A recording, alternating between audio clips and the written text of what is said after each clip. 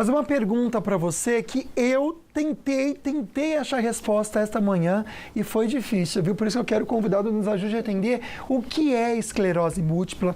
Também é uma doença que afeta mais de 30 mil brasileiros, de acordo aí com a Associação Brasileira Esclerose Múltipla, Dani.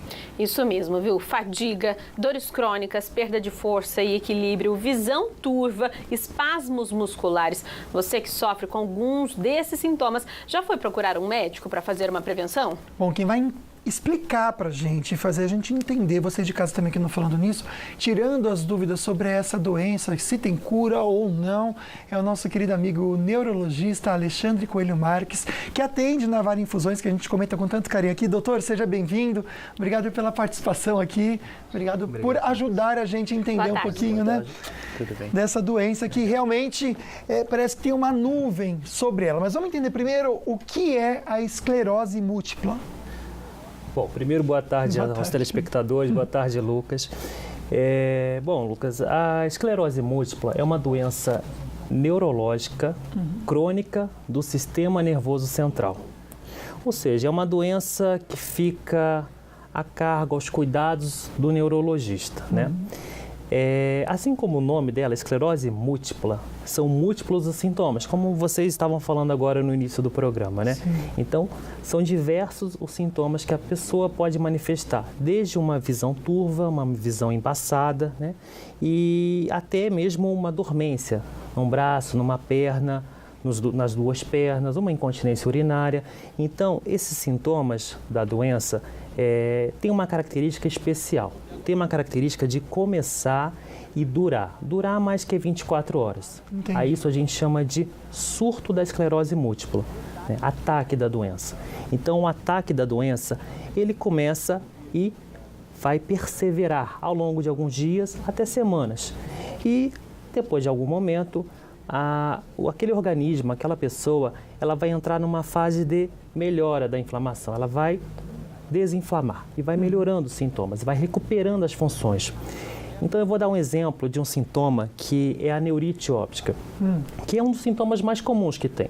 Então a pessoa começa a perceber que o olho está doendo para olhar para cima, olhar para o lado, olhar para baixo, e essa dor ocular vai piorando, vai perseverando, e a partir de umas horas ou até alguns dias, ele percebe que a visão ficou um pouco turva, um pouco embaçada. Fica difícil de caracterizar o rosto de alguém, de entender o que está escrito no jornal, numa carta. Então, essa disfunção do aparelho visual vai piorando ao longo de dias.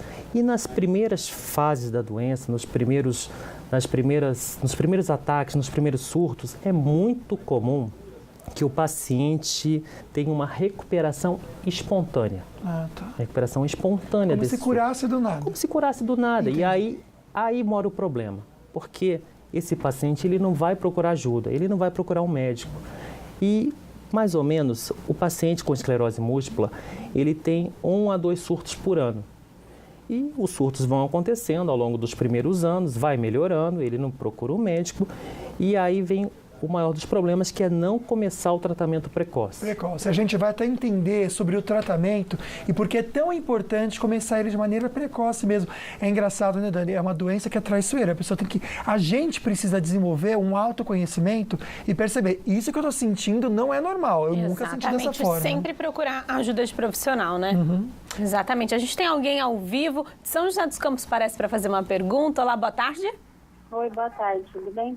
Tudo bem. Eu gostaria de perguntar o seguinte, na minha família eu tenho uma pessoa que tem essa doença e ele tem alteração de humor. Um dia ele está bem, outro dia ele não está. É por causa da doença e ele faz uso de um remédio que é o anti-inflamatório, aquele Dorflex, ele tem que tomar todo dia para não sentir dor.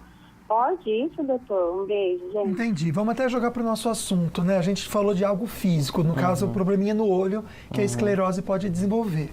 Agora, na parte psíquica, tem alguma comprovação de que a esclerose pode também atrapalhar de alguma forma? Tem sim, Lucas. Tem? Nos primeiros momentos, isso não costuma acontecer. Os sintomas são mais físicos, né? Ou então, da maneira que eu falei, uma visão borrada, uma perna dormente ou um lado do corpo paralisado. Às vezes até simula outras doenças como um AVC, mas a diferença é que isso vai progredindo ao longo de uns dias. Mas em relação à parte psíquica, mental, ao longo de alguns anos da doença, principalmente se não tratada bem, é muito comum que o paciente com esclerose múltipla desenvolva depressão, desenvolva transtornos do humor, ansiedade, ligados à doença. Mas é muito raro que esse sintoma seja uma manifestação inicial da doença. Entendi. Se a doença não tratada de maneira precoce, depois de 15, 30 anos mais ou menos, a pessoa começa também a ter dificuldades de memória, dificuldades cognitivas, né? Então é muito importante novamente o diagnóstico precoce para que essa fase não aconteça. Interessante, doutor. Estou com uma pergunta aqui também que mandaram por inbox. Aliás, um beijo especial para todo mundo de Aparecida e nossa querida amiga Carla. Ela quer entender se existe algum tipo de exame de sangue que a pessoa pode fazer para ter o diagnóstico da esclerose múltipla. A gente já pergunta também, um beijo para a Lilian, que está conversando aqui com a gente, a Fátima Mendes, a Débora Santoro, obrigado pela companhia de vocês.